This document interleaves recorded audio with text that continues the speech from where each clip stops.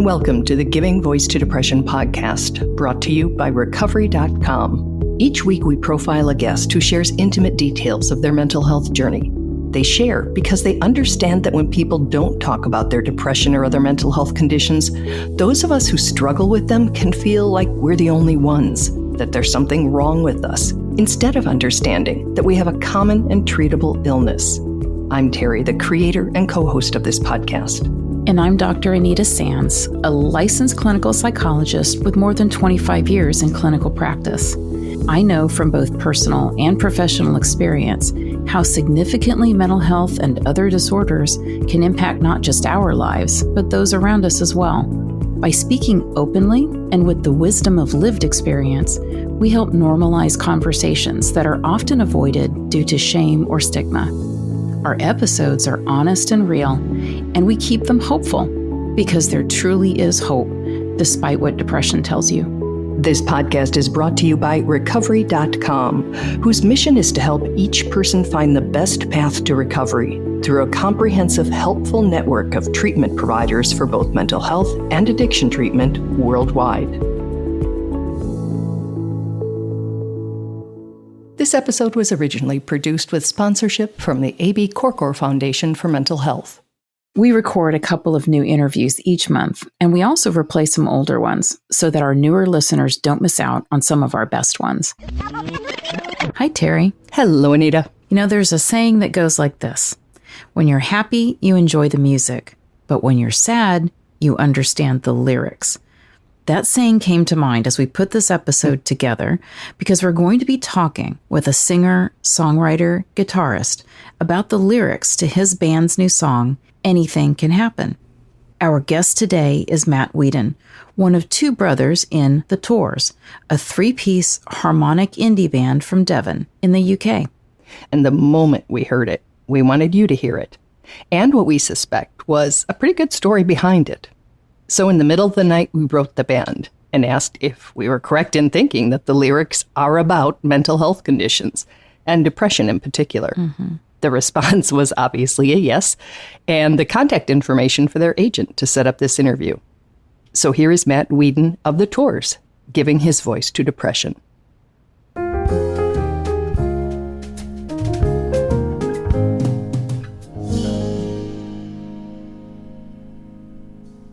So I want to tell you how I came to reach out to you. Yeah. I also live with depression, and it was one of those wonderful sleepless nights, and it was probably 2:30, 3 in the morning here, and got to the point where what are you going to do except scroll? And I saw you and your band members in one of the amazing spaces you decide to sing, and I thought, I'll bet that's really cool acoustics. And so I clicked on it, and the phrase that came up was, ironically, I know it isn't much, but I slept through the night. Okay. And I sort of chuckled thinking, well, I'm not. Yeah. And then I opened the curtains so I'd hear the birds and get a taste of the light. I think I'm getting better. And I thought, I think this is about depression. And so I wrote you, and you said, yeah, let's talk. So I was like, that's amazing. Oh, I love it. So tell me how this song came to be. I think subconsciously I hadn't really thought about the song. Like I wasn't intentionally trying to write a song about depression or something. It was just an exercise for me. It was getting it out of my mind. And I mean, you can sit down and try and write a song, and we often do that. But this song in particular came just during a really hard time in my life.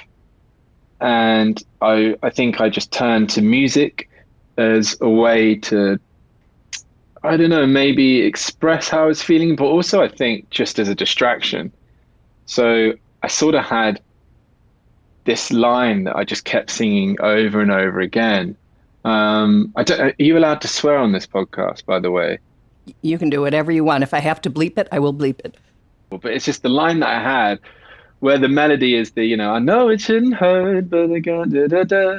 And all I kept singing again and again was like, it really fucking hurts. Da, da, da, da, da. Like every line would start with it really fucking hurts, to get out of bed, to eat breakfast, to go for it. And it was just, I just had this one line. I kept singing and singing because at that time, everything hurt, like doing everything. It was weird. Like even something I enjoy doing, like going for a walk with my dogs, like that was sort of just so, I don't know. just felt numb. Everything hurt and everything was a bit numb. Just want to jump in here to point out how Matt describes what seems like a contradiction. The simultaneous experience of both pain and numbness with depression. Oh, and the physical weight of it, which you're going to hear described in the lyrics. People without depression might not understand those things, but we suspect most of you do. Here's the first verse of Anything Can Happen, which we're grateful to have gotten permission to use here. I know it shouldn't hurt to get out of bed. The buttons on my shirt come undone, weigh me down like they're made out of lead. I think I'm getting worse. I don't remember happy, and all I wanna do is sleep until I forget. But even when I start to dream, every little piece of me gets a little close to the edge of darkness. I know I've been here before, long as I'm not falling off, I'll be fine. Do you mind stepping through the lyrics if I read them and you'd sort of tell me what you were thinking? I know it shouldn't hurt to get out of bed. The buttons on my shirt come undone, weigh me down like they're made out of lead. I think I'm getting worse. This line killed me. I don't remember happy. And talk to me about that. That's the stage you were reflecting back on, but obviously were out of when you wrote it. Yeah, it was just this place of every day I just didn't want to do anything. I couldn't really eat. I couldn't sleep. I couldn't focus, which was very distracting for me because I'm a very driven person. I love to wake up early. I love to exercise. I like to achieve things. Like, it helps me. But when all this stuff happened, I just couldn't do anything. So it's like, I couldn't get out of bed. And then when I had to get dressed to go downstairs to have breakfast, I didn't want to put on clothes. Everything felt almost itchy on my skin because I was just feeling crap. And it was like, and I just couldn't remember being happy. That was even a week in of feeling that low. Everything was just so bad. And it totally blows me away that I don't really, your mind or your body can put you in that place. Yeah. Like, how do we do that to ourselves? How do we get that sad? And it's truly remarkable because I don't think you consciously do it. Something just happens. And it's, that's why so many people suffer that. It's not an easy thing that you can diagnose or explain or cure. It's just like your body sort of shuts down. Well, it was for me anyway, personally. And I wanted, like I said in this line, after that is all I want to do is sleep until I forget. And it's like, I just wanted to sleep. I just wanted I wanted to be, the world, a hole to open and eat me up. But I couldn't sleep because you've got so much in your mind, or you just feel too sad. And I don't know how you feel like when you're in a place like that, and it's just, you don't know how to do anything. It's everything in life flips itself on its head and it's all reversed. And you're like, what do I do? What did you do? I took every day as it comes. I tried to surround myself with good people. I feel very fortunate with the sense that I have a really great best friend called Kieran, who I love dearly, and he would talk to me nonstop. I mean, he would call me up all the time. I mean, we would talk for 2, 3, 4 hours a night, and he would wait on the phone until maybe I was falling asleep or I couldn't even talk anymore because I was so tired, just to be there. Obviously, a friend like that is rare. So we wanted to hear more because maybe we can learn how to be a better friend for someone who's struggling. Or we can send this episode to someone we wish would step up for us as an audio instruction manual of sorts, since subtlety is not an option when we need help. Either way, it's inspiring to hear what true support looks and feels like. Because when depression tells us repeatedly that no one cares, Matt's friend proves that some people truly do. Luckily, like I said, I had that friend who was constant for me, which I know a lot of people don't have. And so, I feel so bad that some people don't have that. I think what he did so well is he would always give his opinion or talk about it, but all he really did was listen, and he would just sit on that phone. And it's kind of just so lovely to know that you have somebody that you could do that with. You don't even really have to talk, but you just know that someone's there. Because I think for me, when I was so inside my head and so depressed and I felt so alone, it was just like, does anybody care? Is there anyone out there that wants to hear about this? Because I often found each night I spoke to him, I just repeat myself again and again and again and again. And because it's in your head, isn't it? You go, what is wrong? Why am I like this? Why? Yeah, it's round and round in circles. And he would just listen every night. And I was so fortunate to have that. And I mean, I've had it since, because I've gone back to that place a couple of times because of my actions, like because I struggle with other things like addictions and stuff. I'm very fortunate to have someone to listen to me. There's another saying that being heard and being loved are so similar that most people can't differentiate them. And someone, anyone in a situation who feels loved, whether in depression or not, is going to feel better as a result. Being heard contributes to healing and wellness. If someone says, I'm going through something, I never react personally like, oh, don't worry, it's going to get better. Just, stick with it. You're going to be all right. And not that that isn't coming from a good place, but I think it almost, when you say that to someone, you're shutting them down a bit, but you're like, oh, don't worry, it gets better. It's all good. Crack on. It's like, well, you've immediately shut this person down who wants to open up. So, and some people don't want to talk, so I don't want to dive into it, but I'm just like, hey, let's talk about other stuff. Let's just chat. It's just having a conversation and distracting them for a bit. And then I think you feel better when you realize you're human, and you could talk about something in your day that isn't maybe your thoughts. So yeah, thoughts got pretty dark and probably a lot darker than I even put in the song, but it's maybe that's the part of me that was thinking commercially. I'm like, well, I can't get too dark because no one's going to want to listen to the song. But I think I touch on it, and I'm proud of what we've done with it. I would be too. And those of us who have been there know the ... we know what you left out. Yeah. Let's talk about the rant. If you need a minute, take a minute. Like it's all that you've got. Another hour doesn't matter if it helps you to stop counting the days that you've lost over and over. I just feel that. Oh, how did you come? Tell me the thought behind that. And I should be having you read these, not me. Sorry. No, you read it really well. It's nice to hear it read instead of sung. This is all thanks to my brother. I was going through this and took these things to him, and he turned them into what you see here. And it was like, I can't remember ever being happy. And he made that into a verse. And then I was just like, sometimes you got to take time for yourself. And he was like, well, look, he would say to me, you just got to take a minute. Let's take a minute. Let's just go for a walk. Let's talk. And he was just like, hang on, like, this is what we need to talk about. Because if you need a minute, take a minute. If you need a minute, take a minute, like it's all that you got. Another hour doesn't matter if it helps you to stop counting the days that you lost over and over. And I think this applies to everyone. It's something that everyone is connecting with, is to remember just to take some time in your day, even if you're not actually going through something, like if you're not feeling depressed or anxious or suffering with something mentally, it's still good just to take a minute. You know how I think we're also obsessed with life is full on, right? We're striving to achieve greatness or whatever. Like we fill our days with sometimes meaningless stuff just to keep busy. We all love to be busy. I think social media has like encouraged us to, we think we have to be leading a life that is like, whoa, everything's going great. But sometimes just take a minute, like even if you're just sitting down and having a cup of tea, or you're watching a bit of like TV, or you go for a walk or whatever it is, it's just to take that minute for you and not to give it to someone else. Like give yourself just a breather and just be like, oh, okay. And, for me, it was just at a time when I needed to stop counting those days over and over in my head. Like, why did I do that? Why am I here? What's going on?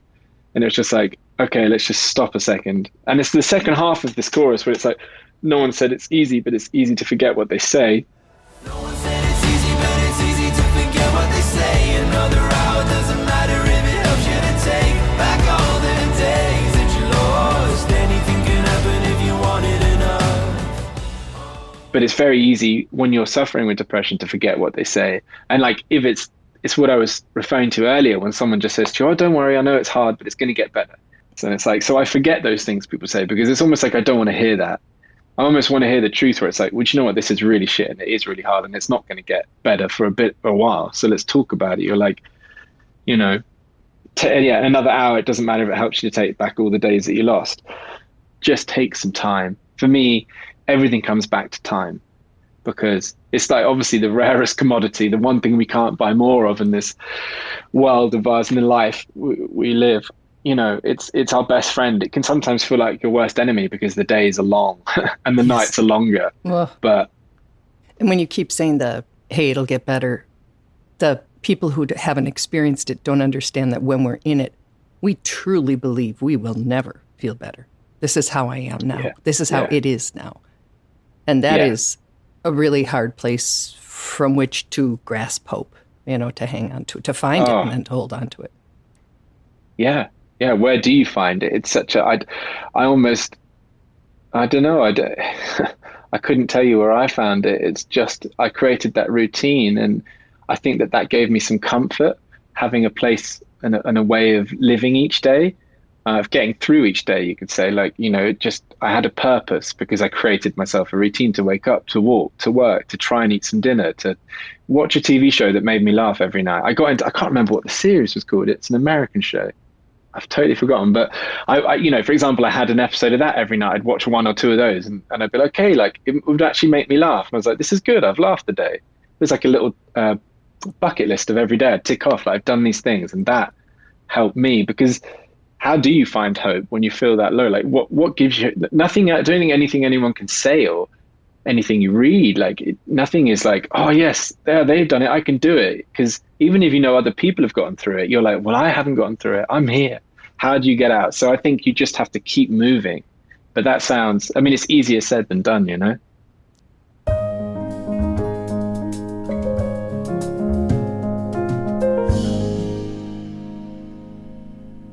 So Terry, I love this song. I think it's beautiful and it's real. And the things that I love the most about it are the messages about keep moving on, hold on, don't give up. Anything can happen. And the other thing that I also really loved was his emphasis on how powerful it was to be heard and accepted where he was, maybe gently nudged into being able to have conversations about things other than, what he couldn't get out of his head. But I think there's a whole lot of power in just acknowledging to people that it just sucks right now, period. Like that is a complete sentence. Yep. And that we don't have to say it's going to get better. And, all of those things, which again, you forget, even if you hear them again, it may not even have an impact. So just acknowledging sometimes that it really is bad right now. It just is. And it's probably going to be for a while. So just like he did, what can I do while I'm waiting for that anything to happen? What can I do to take care of myself? What are the things, the routines that I can get into? How can I weather this? And I really like that part of it. Anything can happen, if you wait long enough and if you can be kind to yourself and compassionate to yourself as you're waiting. And so that's what I love about, both the song and Matt's being really open and honest about what it was like for him. Absolutely. And I do like that idea that while we wait for the anything, that we have to do things. There are steps we can take, and that might be, it's definitely harder some days than others. Sometimes it's damn near impossible. But when we can, to just say, I am going to get out of bed. I am going to shower. I am going to eat. Maybe I'm going to go outside. Maybe I'm going to go to work. Whatever, is allowable. And then that facilitates the change, the anything that can happen. And I'm not sure, certainly not in my experience and a lot of the people we've talked to, lying in bed. Is it laying in bed? I'm so bad with that. It is lying. Lying in bed is seldom a catalyst for change or improvement or healing or recovery or any of those words. So I really appreciated how actually we get into it also in the next episode, but how specific he was about the value of a schedule and just making himself do something that could bring change. Including watching a funny show, an episode of a show every night. I love that he included that because I have so many people who think that that's being lazy and self-indulgent and it's not going to help anything and they're wasting time. But if you can watch something that's familiar and funny and it just kind of puts you in a good mood or reminds you of better times, that's powerful. That's really powerful. I remember laughing and thinking, oh, like it was almost an unfamiliar sound, to laugh out loud. And I thought, oh, well, good. It's still in there, It's still in there. There's some joy. Something can get to me. Exactly. And I recently talked to somebody who's in a depression, and he said, I've got the TV on and it's just ridiculous. It's like they're my friends because I can't interact with friends. And I said, was it something funny? And he said, yeah. And I laughed. And I said, that sounds like a good idea to me. Yeah. Yeah. No, I think surrounding yourself with, whether that's, a virtual community or, people might think it's strange to think of, characters on a show or, like I watch the Great British Baking Show and, you feel like you get to know these people and, they're familiar. And I think that for a brain that is just really, really challenged, overstimulated or just kind of numb, what is familiar, as long as it's comforting and it's helpful and positive and non-shaming, I think is very healthy and very good for our brains. It's still input, it's still stimulation, but it's familiar. It doesn't like take energy to have to understand it or appreciate it. And so for that reason, I think it can be really, again, really powerful. And how about Matt's friend? I was just going to ask you, what did you think about this friend? It inspired me to be a better support to some people I know who are struggling, because if someone's having trouble, for instance, working, if I said, let's just put our phones on speaker and work together. And, if just hearing somebody there and feeling less alone while you're trying to do what you do. It's wonderful. I've never heard that phrase. Oh, okay. Yeah, that's really big in the autistic and ADHD community, that you can get more done and be productive if you can do it with someone. So, so people will go online to YouTube and they will clean with a person who's cleaning their home, so that you're not alone doing it and you can watch what they're doing, and it makes it easier for your brain to not have to think, oh yeah, how do you unload the dishwasher, which sounds maybe for someone who's not struggling ridiculous, but having somebody there doing it with you is always something that helps you to get going. So fascinating. Yeah. Yeah. I just loved that. I wanted that. So shout out to Matt's friend. Yes. I think Kieran was the name. So way to model being an awesome support. Yeah. That was really, really inspiring. Yeah. Yeah. Wow. I wish everybody could have a Kieran in their lives. I know. I wish I had one. Absolutely. I wouldn't mind being one sometimes either. Yeah. Nice. So we will be back next week. We're going to play the second verse and talk more with Matt, including how the song has been received and what a surprise that was to the band. I can't wait for the second episode. I loved the song so much. Thank you, Matt. We will be back with more of our discussion and your song next week. And thank you, Anita, as always. Thanks, Terry.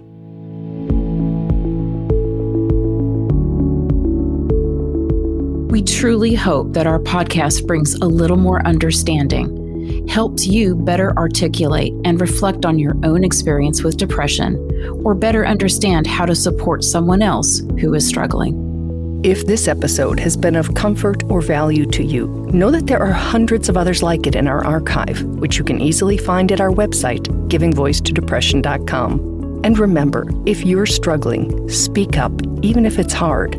If someone else is struggling, take the time to listen.